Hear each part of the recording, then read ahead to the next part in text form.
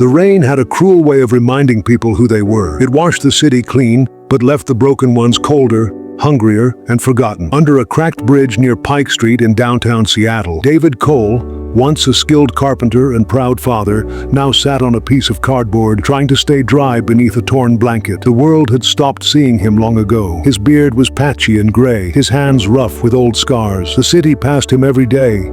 Expensive shoes splashing through puddles, people clutching coffee cups, umbrellas, and phones, never once looking down. But David wasn't bitter. He'd stopped expecting kindness long ago. The night was freezing, the rain relentless. He cupped his hands to warm them with his breath when something drifted by in the stream of water beside him, small, dark, and rectangular. It hit a rock, stopped, and for a second gleamed under the streetlight. David frowned and leaned forward. It was a black leather wallet. He picked it up. The leather was soaked, but inside everything was dry. He flipped it open and froze. Cash, a lot of it, at least $800 in hundreds. There were cards, an ID, even a photo of a smiling family. A man, a woman, and a little girl holding a golden retriever. The name read Ethan Parker, 46, Bellevue, WA. David's first instinct was temptation. He hadn't eaten since the previous morning. His stomach twisted painfully as he stared at the money. He could buy food, warm food, real food, maybe even a room for the night. He could finally sleep in a bed instead of under the hum of passing cars. But then he looked at the photo again. That little girl's smile, the wedding ring on the man's hand. David closed his eyes and whispered, "It's not mine." He took a shaky breath, slipped the wallet carefully into the inside pocket of his coat, and pulled the hood of his jacket up against the rain. Somewhere deep inside, his conscience, that small, stubborn voice, told him what to do. "Return it," it said. So he walked. For 2 hours through the pouring rain, he crossed the empty streets, past glowing coffee shops and warm homes where laughter echoed through closed windows. Every step reminded him how long it had been since he had a home like that, since anyone had cared whether he made it through the night. He reached a quiet neighborhood where every house looked like it belonged in a magazine. Perfect lawns, porches with Christmas lights still hanging from last year. And there, at the end of the lane, was Ethan Parker's house, the one from the address on the ID. David stopped at the edge of the driveway. The porch light was on. A car sat parked in front, engine still warm. He hesitated, water dripping from his face. He could leave it on the doorstep and walk away. Nobody would even know his name, but for some reason, he wanted to see the look on the man's face when he realized his wallet had been returned. Maybe that would make the hunger worth it. He climbed the steps, each one creaking beneath his wet boots, and knocked softly on the door. At first there was silence, then faint footsteps. The door opened just a little, and a woman appeared, her eyes red from crying, holding a blanket around her shoulders. "Yes?" she asked cautiously. David shifted awkwardly, then held up the wallet. I think this belongs to Ethan Parker. I found it near Pike Street." The woman froze. Her lips parted, but no words came out. Her eyes filled instantly with tears. "That's my husband's," she whispered. "But sir, how do you have this? He's missing." David blinked. "Missing?" She nodded, trembling. "The police have been looking for him since yesterday. His car was found near the bridge where you said you found this." For the first time in months, David felt something colder than rain run through him. He had returned a lost wallet, but now he was part of a mystery far bigger than he could imagine. And by morning,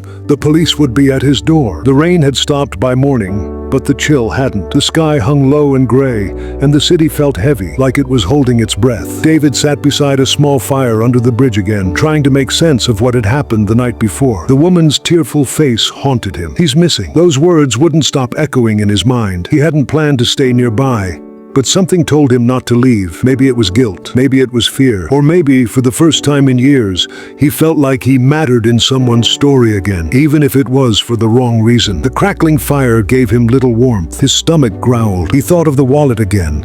How close he'd come to keeping it. What if he had? What if he'd just taken the cash and disappeared? Would they think he had something to do with Ethan Parker's disappearance? His thoughts were interrupted by the sound of tires crunching on gravel. A black and white police cruiser rolled slowly beneath the bridge. David froze. The car stopped, and 2 officers stepped out. One older, tall, with sharp eyes, the other younger, holding a notepad. "David Cole?" the older one asked. David's throat went dry. Yeah, that's me. I'm Detective Harris. This is Officer Reed. We'd like to ask you a few questions about a wallet you returned last night." David nodded slowly. "Sure. I just found it by the bridge. Didn't take a thing. Just gave it back." The detective's tone wasn't aggressive, but his eyes studied David like a puzzle piece that didn't quite fit. "You found it right here?" "Yeah," David said, pointing to the small stream under the bridge. "Right there. It was floating down. Guess the rain carried it. Officer Reed flipped open his notepad. And you didn't see anyone else? A car, maybe? Anything unusual? David hesitated. There was a noise, I think. A car door slamming, maybe around midnight. I thought it was just someone parking nearby. Didn't look. Detective Harris exchanged a quick glance with Reed. Mr. Parker's car was found less than a mile from here. Door open, engine off, no sign of him. David swallowed hard. You think something happened to him? That's what we're trying to find out. Harris paused, then asked quietly, can you tell me why you decided to return the wallet? Most people in your position wouldn't have. David gave a small, tired smile. Because it wasn't mine. I've lost enough in life. I didn't want to take someone else's. For a moment, the detective just looked at him, not as a suspect, but as a man. Then he nodded slowly. You did the right thing, Mr. Cole, but I'll be honest, you might be the last person who saw Ethan Parker alive. The words hit David like a punch to the gut. He stared at the detective, his breath shaky. You think he's gone? We don't know yet, Harris said, but something tells me this isn't just a missing person case, and until we figure out what really happened. He looked around the bridge, then back at David. You should be careful who you talk to. The officers got back into their car and drove off, leaving David alone again, surrounded by silence and the slow drip of water from the bridge above. He stared at the fading tire tracks, feeling a chill crawl up his spine, because for the first time, David realized something terrifying. If someone had wanted Ethan Parker gone, maybe they'd left that wallet for him to find. And if that was true, whoever did it might be watching him right now. That night, the bridge felt different. The silence wasn't peaceful anymore. It was heavy, tense, as if the air itself was holding its breath. David sat wrapped in his old blanket, staring at the dying fire. Every time the wind shifted, he thought he heard footsteps. Soft, slow, distant. Maybe it was just the city settling, or maybe someone was there. He tried to shake the thought. Maybe Detective Harris's words had gotten in his head. You might be the last person who saw Ethan Parker alive. But the feeling wouldn't go away. Around midnight, the rain started again. Light, cold drizzle that glistened against the concrete. David pulled his jacket tighter and tried to sleep, but his instincts wouldn't let him. Years of living on the streets had taught him one thing. You can always tell when you're being watched. He turned his head slightly. That's when he saw it. Across the street, behind the chain-link fence near an old storage lot, a figure, still watching. For a moment, David didn't move. He thought his eyes were playing tricks on him, but then a cigarette tip glowed red in the darkness, then disappeared. The figure turned, and the faint reflection of headlights caught on something metallic near his waist. David's heart pounded. Whoever it was, they weren't homeless. Their stance was firm, alert, trained. He ducked behind the concrete pillar, heart racing. Calm down, Cole. Maybe it's nothing, he muttered under his breath. But deep down, he knew this wasn't random. The next morning, he walked to a small shelter a few blocks away to get coffee. He hadn't had the courage to tell the staff about what he saw. They already treated him like the crazy vet who talked too much about the past. No one would believe that someone was following a man with nothing to steal. As he sat on the curb sipping the bitter coffee, a familiar sound reached his ears, the low hum of a car engine. He looked up. Parked across the street was a black SUV with tinted windows, the same shape, the same hum, the same unease. He squinted to see inside, but the glass reflected only the morning sun. Still, he could feel it. Eyes on him. He stood, his coffee trembling in his hand. The SUV didn't move. Not when he crossed the street, not when he turned the corner. But as soon as he entered the alley behind the shelter, the engine roared softly and the vehicle pulled out. It wasn't following him directly now, but circling, watching. By evening, David's nerves were shredded. He returned to the bridge, only to find something lying near his spot, something that hadn't been there before. A folded piece of paper, weighed down by a rock. His name was written on it in thick, black marker. His shaking hands unfolded it slowly. The paper was damp, the ink slightly smeared, but the message was clear. 5 chilling words written in block letters. Stop talking to the police. David's breath caught. His first instinct was to run. But where? Who would believe him? He crumpled the note, staring into the darkness beyond the bridge. Whoever left that message knew exactly where he slept. And as he looked up toward the road, he swore he saw that same SUV parked again, engine idling, just watching. Something inside him shifted that night. Fear turned into resolve. If Ethan Parker's disappearance had something to do with this, David wasn't just going to run. He was going to find out why. Because now, this wasn't just about a missing man. It was about survival. David didn't sleep that night. Every creak, every drip of rain from the bridge above made him flinch. The note lay crumpled beside him like a ticking bomb. "Stop talking to the police." The words echoed in his mind, louder with each passing minute. Someone wanted him silent, and that meant he knew something important. Something he didn't even realize yet. By sunrise, the fire had burned out, but his determination hadn't. He needed answers. He needed to know what really happened to Ethan Parker, and why a homeless man who just did the right thing was suddenly being hunted. He decided to go back to the spot where he'd found the wallet. Maybe he missed something. Maybe there was a clue. The streets were quiet that morning.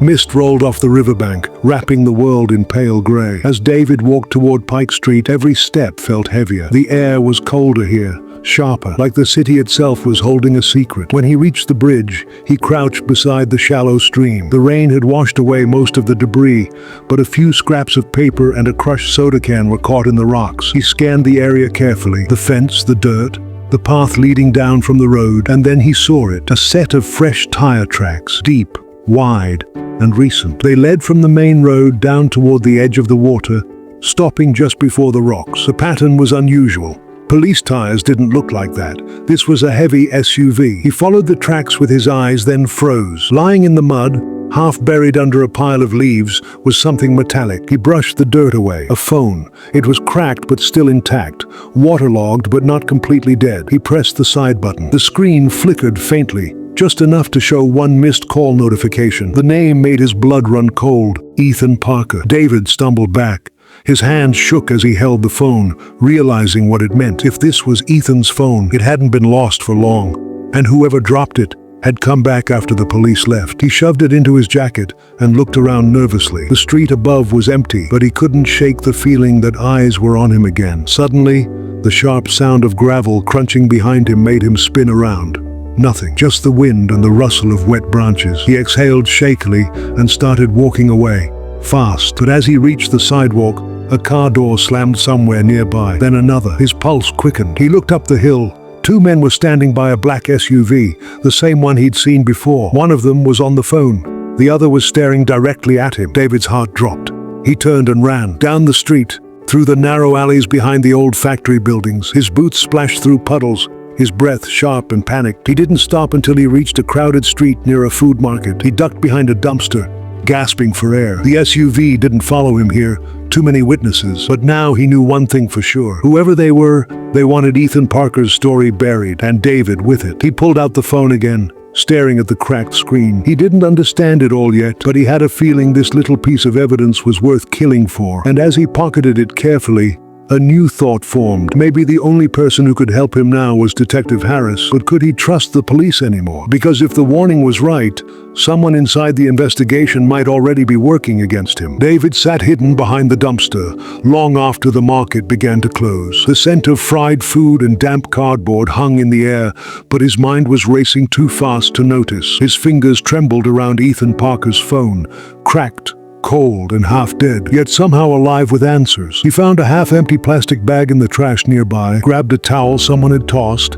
and wiped the mud from the phone. The device buzzed faintly when he pressed the power button again, flickering between light and darkness. It was like it wanted to speak, but couldn't. Then, almost by instinct, he remembered the shelter downtown. They had charging ports for people who needed to power their phones. If he could just get a few minutes of life into this thing, maybe he'd find something the police hadn't. He walked quickly, keeping his head low, glancing behind him every few steps. The SUV was gone, but he couldn't shake the feeling that someone still had him in their sights. By the time he reached the shelter, night had fallen again. The volunteer at the desk barely looked up when he asked for a seat near the outlet. David plugged in the phone and sat back, watching the faint glow return to the screen. The lock screen appeared.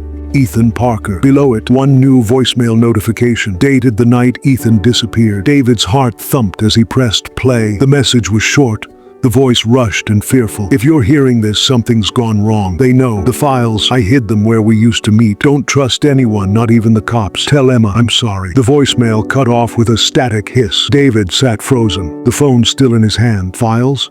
Hidden where we used to meet. He glanced around the room. No one seemed to be watching him, but he could feel the walls closing in. This wasn't just a missing person case anymore. Ethan was running from something or someone. He pulled up Ethan's contacts. hoping for a clue. Most names were business-related, but one stood out. Emma Parker, his wife. His thumb hovered over the call button. Should he tell her about the voicemail? The warning said not to trust the police, but what if the danger included her too? Before he could decide, the phone buzzed again. A new text message appeared on the cracked screen, but it wasn't from any saved contact. Stop looking. No number, no name, just those 2 words. David's breath caught. He looked around the shelter. The volunteer, the man at the next table, the woman sweeping near the door. Anyone could have sent it. He unplugged the phone, shoved it deep into his coat, and hurried out into the night. The rain had returned, heavy and cold, washing the streets clean again. He walked fast, heart pounding, trying to piece the message together. They know. Files. Don't trust the cops. Ethan's voice replayed in his mind over and over. Then it hit him. The phrase, where we used to meet. He remembered the photo from Ethan's wallet, the family picture. Behind them was a park,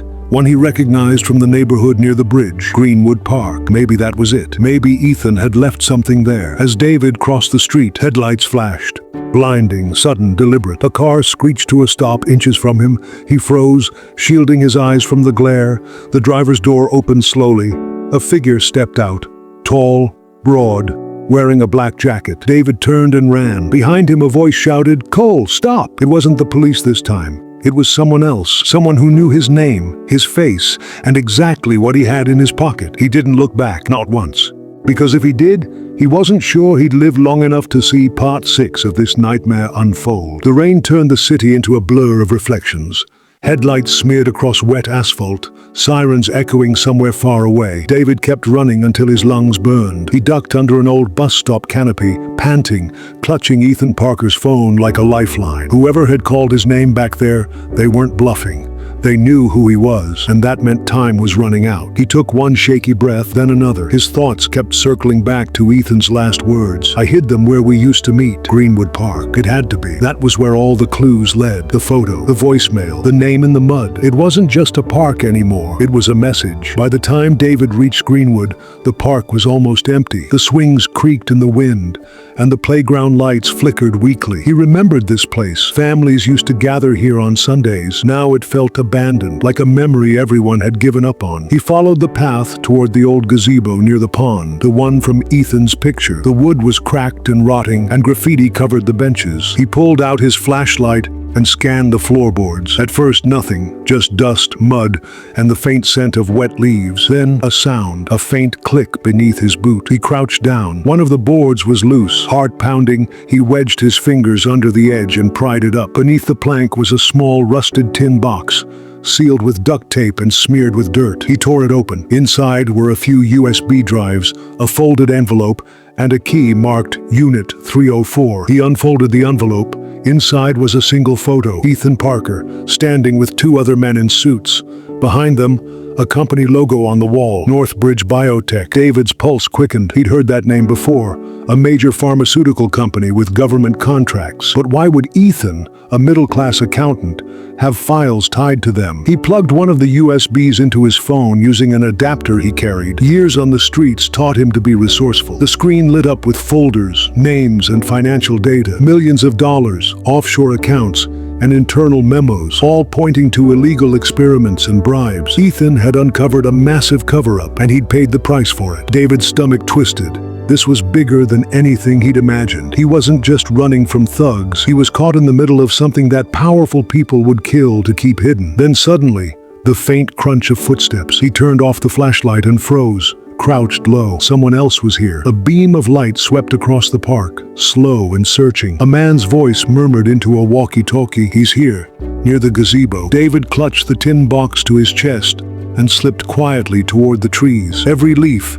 every branch seemed to betray him. His heart hammered like a drum. He reached the far edge of the park and ducked behind a trash bin. The footsteps grew closer, the beam of light slicing through the rain. The man stopped, just a few feet away. David held his breath. The man's radio crackled. "We've got orders. If he finds the files, don't let him leave the park." David didn't wait another second. He sprinted through the darkness, cutting through the trees and over the fence, landing hard on the other side. His hands were bleeding, but he didn't care. He had the files. He had proof, and now he had a target on his back. As he disappeared into the night, sirens wailed again. Not for him this time, but for the storm he'd just unleashed, because Ethan Parker had tried to expose the truth, and now that truth was in David's hands. By the time David reached the edge of downtown, the rain had slowed to a drizzle. His clothes were soaked, his hands numb, and the tin box pressed against his chest like it carried a heartbeat of its own. Inside it lay the truth, the kind that could destroy lives, maybe even his own. He ducked into a dimly lit laundromat that stayed open all night. The hum of washing machines filled the air, masking his ragged breathing. He sat in the corner, staring at the USB drives, and the key marked Unit 304. Whatever Ethan had uncovered wasn't just about money, it was about people, power, and lies hidden behind corporate walls. He needed help, real help, and despite everything, one name still felt like a lifeline: Detective Harris, the man who had first believed in him when everyone else saw just a homeless nobody. David found an old payphone near the back of the laundromat, its cord frayed and buttons sticking. He dialed the number Harris had given him the first day they met. The line rang once, twice, then a tired voice answered. "Detective Harris." David swallowed hard. "It's me, David Cole. We need to talk now." There was a pause. "David, you shouldn't be calling this number. Where are you?" "I found something. Ethan Parker. He left proof. USB drives, files, everything. I think someone killed him for it." The line went silent. Then Harris spoke again, his tone lower, sharper. "Where are you, Cole? I'll come to you. Don't move." Something in his voice made David's stomach twist. It wasn't concern. It was control. I'll find you," David stammered. "Just not yet." He hung up before Harris could reply. He didn't know why, but something about that call didn't feel right. Harris had always sounded calm, reassuring. This time he sounded careful, too careful. Minutes later, David peered through the laundromat window. A black car pulled up across the street. Two men stepped out. Suits, earpieces, umbrellas. Not cops. Not this late. His heart stopped. They were looking around, scanning doorways. One of them lifted a phone to his ear, the same phone Harris used earlier. David's mind spun. Had Harris sent them? He stuffed the USBs back into the box, grabbed the key, and slipped out through the back door into the alley. Rain splashed his face as he ran, every muscle screaming. The streets blurred again, just neon, fog, and fear. He ducked behind a row of dumpsters, waiting, listening. The men's footsteps were close now, methodical, professional. Not random. He couldn't have gone far, one said.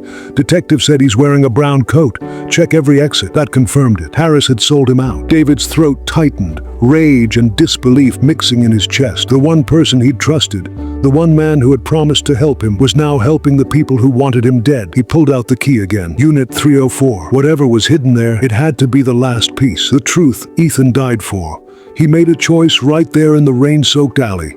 He wasn't running anymore. He'd find Unit 304, open whatever door it belonged to, and show the world what Northbridge Biotech had buried, even if it meant losing his life doing it. As he disappeared into the fog, one thought echoed louder than the rain. Trust no one, not even the people who smile when they say your name. The storm had passed, but the city still glistened with its aftermath. Streets shimmering with puddles, neon lights rippling on wet glass. David walked through it like a ghost, the key marked Unit 304 clutched tightly in his fist. Every sound made him glance over his shoulder. Every face felt like a threat. He didn't have much time. Whoever Northbridge Biotech had sent after him, they were still out there. And now that Detective Harris had betrayed him, David knew he was truly alone. The address on the back of the key tag led him to the industrial side of town. Warehouses, storage units, and half-lit security lights flickering through the mist. Maple Storage Facility. It looked abandoned, but a faint hum of power told him it wasn't. He slipped through a broken gate,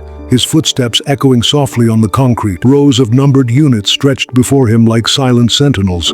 299, 300, 301, and then finally, 304. The lock was old but sturdy. The key slid in perfectly. With a trembling breath, he turned it. The door creaked open, releasing a faint scent of metal, dust, and something chemical. Inside was a small room, no larger than a walk-in closet. But what lay inside made David's stomach drop. Stacks of black plastic crates, laptops, boxes marked with the Northbridge logo, and on a table in the corner, a laptop, still open, its screen faintly glowing. The file name read, Trial Footage, Project Seraph. David hesitated. Then, with shaking fingers, he pressed play. The screen flickered. Grainy footage appeared. A sterile lab, men in hazmat suits, and then a man strapped to a chair begging. His voice was muffled, desperate. A scientist injected something into his arm. Seconds later, the man began to convulse.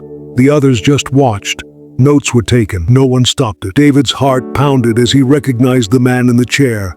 It wasn't just some random subject, it was Ethan Parker. The video ended abruptly, the screen fading to black, but one final frame remained frozen. A timestamp dated the night Ethan disappeared. David stumbled back, bile rising in his throat. Ethan hadn't just found out about Northbridge's crimes, he'd been their experiment. He grabbed the laptop and one of the crates, determined to get out before anyone found him. But as he turned toward the door, a shadow moved across the entrance. A voice spoke, calm, cold, familiar. "You shouldn't have come here, Cole." David froze. Detective Harris stepped out of the darkness, gun drawn, rain dripping from his coat. "You were supposed to walk away. You were supposed to be another forgotten soul under that bridge." David's voice trembled, part fury, part heartbreak. "You killed him, didn't you?" Harris sighed, eyes filled with something between guilt and exhaustion. "I didn't kill Ethan, but I didn't save him either. None of us could. You don't understand what's at stake here." David tightened his grip on the laptop. "I understand enough. You sold your badge for silence." Harris took a step closer. "Put it down, Cole.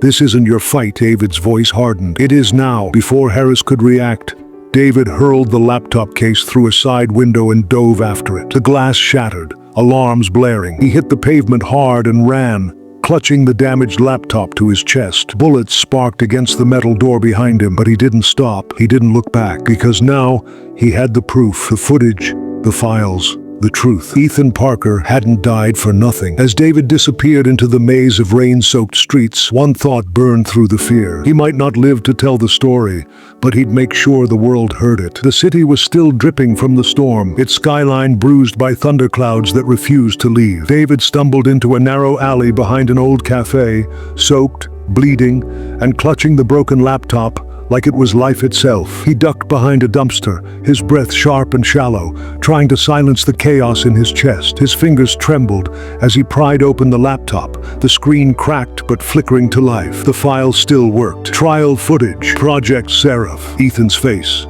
The injection. The horror. Every second of it was still there. But time was slipping. He could already hear sirens wailing in the distance, growing louder, closing in. David connected to a public Wi-Fi signal that barely held steady. A loading bar appeared. Uploading to truthleak.org. Status: 2%. He looked up at the sky, rain starting to fall again, slow and cold, and whispered, "Come on.